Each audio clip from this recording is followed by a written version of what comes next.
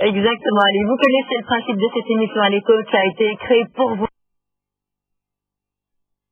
Vous avez un petit souci, un petit tracas de la vie au quotidien, vous avez envie d'en parler, vous avez envie de vous en sortir, vous voulez gagner en bien-être, en efficacité, on est là pour vous aider. On est là aussi pour vous écouter. Si vous avez des témoignages, si vous avez passé une étape difficile et qu'aujourd'hui vous en êtes sorti, vous vous sentez bien, eh bien n'hésitez pas à nous passer un petit coup de fil parce que vous le savez, dans cette émission, tout le monde s'aide un petit peu indirectement. Eric est là en chef d'orchestre et Eric est le coach, est un coach de vie. Voilà. Allez, les numéros de téléphone, vous les connaissez, 0905 23 091. Vous parlerez directement à Eric ici dans cette émission. Et puis on a un autre numéro qui est un numéro privé où différents coachs vous attendent ici dans nos studios. Ils sont prêts à répondre à vos questions pour des conversations un petit peu plus longues, un petit peu plus intimes aussi, au 0904 56 006. Et puis toujours la ligne SMS, c'est le 3009. N'ayez pas peur de nous appeler parce que bien souvent, on n'ose pas. Alors il faut vraiment ne pas hésiter, prendre son téléphone et nous joindre. Voilà, c'est l'occasion. On est là pour vous aider, on est là pour vous écouter aussi et partager. Et ça c'est intéressant, comme vous disiez tout à l'heure, c'est effectivement on a des soucis parfois dans la vie, on a des petits ennuis, on a envie de trouver une solution le plus rapidement possible, on est là pour vous aider. On est là pour vous aider aussi parce que ce qui est important, c'est que quand il y a des choses qui se passent bien, c'est important de le dire, de valoriser ça et de pouvoir positiver. On en a déjà parlé beaucoup dans l'émission, mais partageons un petit peu ces expériences, ce moment où vous avez réussi. On va s'entraider tous ensemble. Vous donnez de l'espoir aux téléspectateurs aussi de savoir que c'est possible, on peut s'en sortir, on a besoin d'être écouté. Cette émission est là pour ça. Alors je vous rappelle, pour joindre Eric directement ici en studio, 0905 23 091 et puis le numéro privé, le 0904 56 006. Ne vous en privez pas. On est là jusqu'à 12h30. Alors rappelons un petit peu le coaching. Vous servez à quoi finalement, Eric ? C'est quoi votre métier? Quel est votre rôle? Votre rôle, c'est un peu ce qu'on fait ici maintenant, c'est de voir finalement avec vous, quand vous êtes en difficulté, c'est de voir ensemble qu'est-ce que vous avez déjà vécu comme situation, qu'est-ce qui vous ennuie, quels sont vos soucis, et surtout éviter que les soucis deviennent des problèmes, et d'éviter que les problèmes que vous rencontrez deviennent des montagnes insurmontables. On est là pour vous aider le plus rapidement possible, parce que ce but, bien sûr, n'est pas de faire dans la longueur. On est là pour vous aider, pour trouver des solutions. On est un petit peu pressé, on aime bien pouvoir trouver des solutions à tout ça et partager un peu les expériences et aussi voir au fond de vous qu'est-ce qui peut vous aider à surmonter vos épreuves, vos difficultés. Mais justement, j'imagine les téléspectateurs qui doivent se dire, oui, mais comment est-ce que ce monsieur, Eric, va m'aider en quelques minutes? Qu'est-ce qu'il peut faire? Parce que je me mets à la place, évidemment, de vous, chers téléspectateurs. Comment allez-vous pouvoir aider? On a une baguette magique. Et la baguette magique, en fait, c'est pas une vraie... parce que je n'en ai pas, en fait. C'est vrai qu'on n'a pas de baguette magique, ça, il faut le reconnaître, que ça, on sait. On n'a pas de baguette magique, mais par contre, on a une manière de voir les choses qui sont assez différentes. C'est-à-dire que souvent, c'est encore ce que j'expliquais hier, pour ceux qui nous suivent hier, c'est que quand on a un souci, on est le nez dans le souci. On le voit comme ça et on a l'impression que c'est une grosse montagne.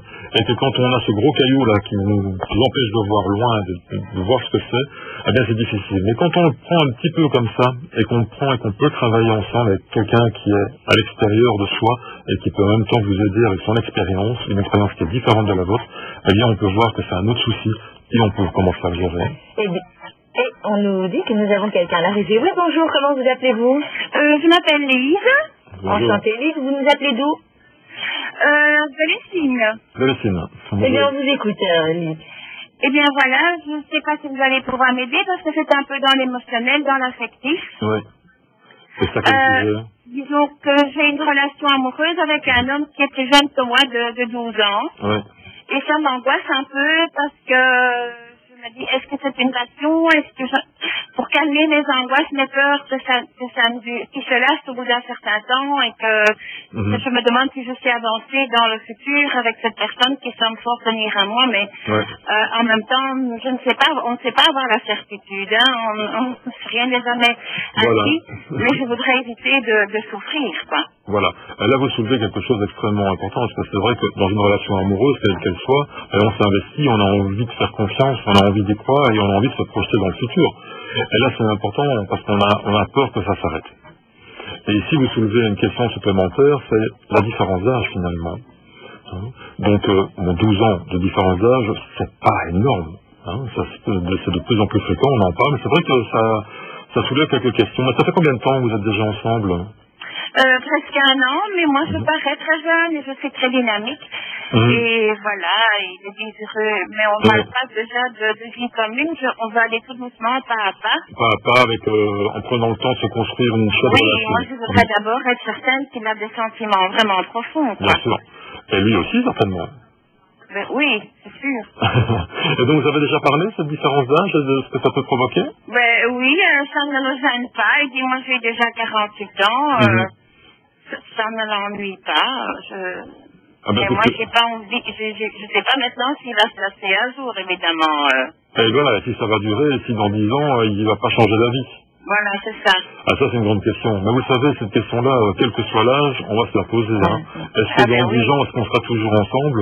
Ça, c'est indépendamment de l'âge. Hein. C'est indépendamment de l'âge. Vous savez, il y a des malheureuses statistiques. Hein. Quand on se marie, par exemple, on se marie, et c'est un mariage pour la vie. Mais vous savez combien de temps dure un mariage en moyenne? Oui, je sais. À peu près 3, 4, 5 ans. Finalement, c'est assez court. Donc, ce qui était important, c'est que maintenant, vous vivez votre relation et vous la construisez. Oui. Et donc, vous la construisez ensemble. Et là, ce que j'entends, et ce qui est très très important, c'est que vous avez parlé de vos craintes. Vous avez parlé de vos soucis, votre angoisse avec lui.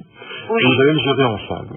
C'est-à-dire que lui, pour avoir le souci aussi, c'est que, par exemple, vous prenez quelqu'un de plus jeune que lui dans quelques années.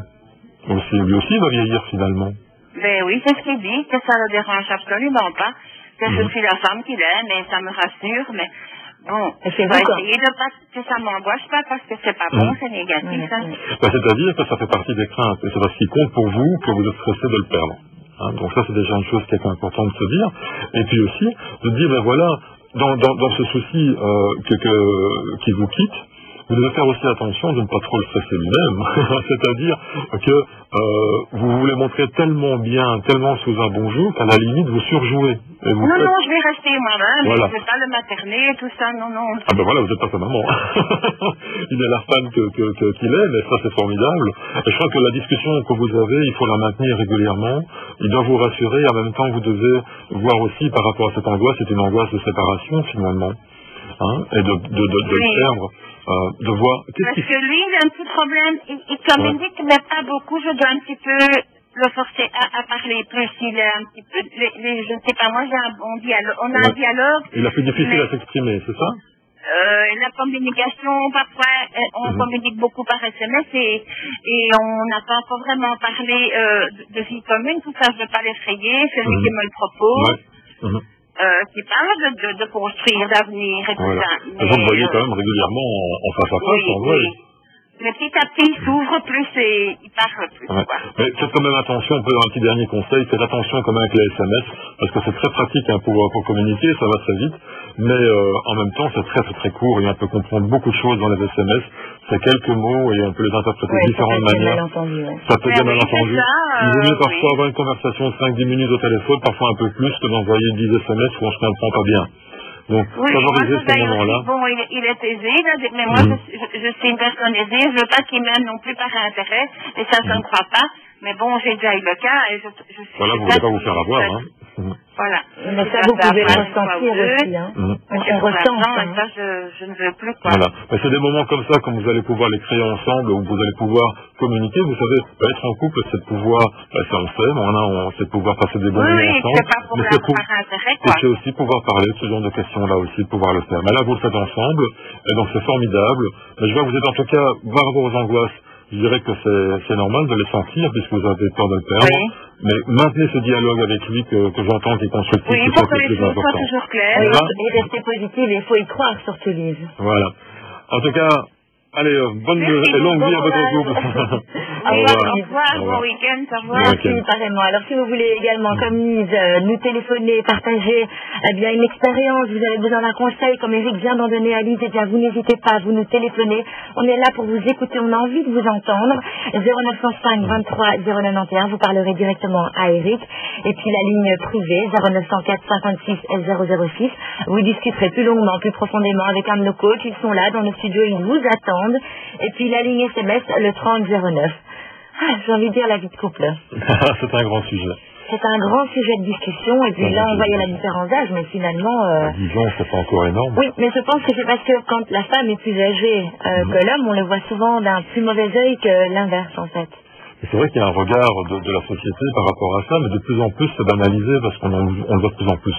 Le nombre de stars il y en a quelques-unes plutôt de couples de stars qu'on connaît, où il y a de belles différences d'âge, finalement ça se banalise un tout petit peu, et je pense que la société est de plus en plus prête à accepter une relation amoureuse telle qu'elle soit.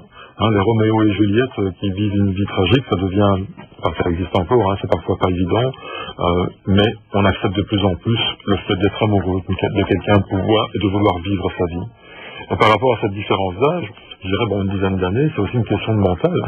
Mais c'est ça, parfois les angoisses peuvent venir gâcher la relation finalement. C'est un petit peu, je pense que la problématique de la téléspectatrice, Élise, c'est que l'angoisse peut venir finalement ronger cette relation et... Voilà. Et parce qu'elle va venir ronger, et elle va venir... Alors que tout va bien peut-être finalement, mais... Peut-être que tout va bien, mais surtout par rapport à ces angoisses, on a tendance à vouloir être rassuré.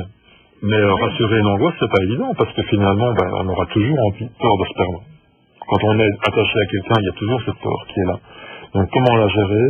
Et cette angoisse, demander d'être rassuré, finalement, on va dire que toujours il y a quelque chose à craindre finalement. Différence d'âge ou pas? Différence d'âge ou pas, finalement, parce qu'il y a toujours des différences entre les personnes, même quand on s'aime. Allez. Oui. Alors, on nous signale à la régie que nous avons quelqu'un qui va nous faire un petit témoignage. On est ravis. Bonjour, comment vous appelez-vous? Bonjour. Moi, je n'oublie pas de baisser le son de la télévision. Vous devez téléphoner. Comment vous appelez-vous? Je m'appelle Alba. Oui, bonjour. Vous devez diminuer la télé derrière vous parce qu'on a un écho en fait. Et on va avoir difficile à se comprendre. Je vais baisser le son, oui. Voilà, quand on s'entend dans le téléphone pour nous. Voilà, comme ceci, vous entendez mieux? Parfait. Voilà, c'est parfait. Vous avez un témoignage, c'est ça? Oui, c'est cela, c'est pour un témoignage. Oui. En fait, je m'appelle Alba et je viens d'écouter la dame qui est passée juste avant, qui a un peu peur pour son avenir avec un compagnon plus jeune qu'elle. Et en fait, j'ai connu exactement la même situation, parce que j'ai 63 ans et monsieur, il y avait une bonne dizaine de mois que moi. Au début, effectivement, il était très attentionné, très amoureux, et puis je me suis rendu compte par la suite que c'était juste parce que j'étais une femme aisée, j'étais pas vilaine de surcroît. Et puis, au bout d'un certain temps, bien, il s'est retrouvé avec des femmes plus jeunes, et j'ai compris que il n'y a pas d'avenir quand on a un homme qui est plus jeune, et un jour ou l'autre, il a besoin d'une femme plus jeune. Donc mon conseil, quelque part, ce serait de dire qu'elle vive le moment présent, qu'elle prenne ce qu'il y a de bon dans sa jeunesse, son dynamisme. Voilà, de rester vigilant, en tout cas. Et de rester vigilante, et de ne pas d'essayer de se forger un avenir en se disant, ou alors arrêter tout go, parce qu'en fait, ce sont des années perdues. Voilà, parce que les années que l'on engage avec cette personne, c'est peut-être des années perdues, quelque part. Mais une fois qu'on a parti dans une relation, c'est vrai que quand elle fonctionne, c'est une vie qui s'avance. Un jour, peut-être qu'elle s'arrêtera. Mais en attendant, il faut pouvoir avancer, ça c'est vrai.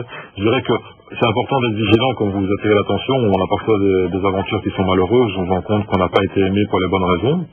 Oui. Mais il y a l'inverse qui existe aussi. Ce qui est important, c'est de rester vigilant et de pouvoir construire cette relation de couple en tenant compte de ces différents aspects. Il ne faut pas être naïf.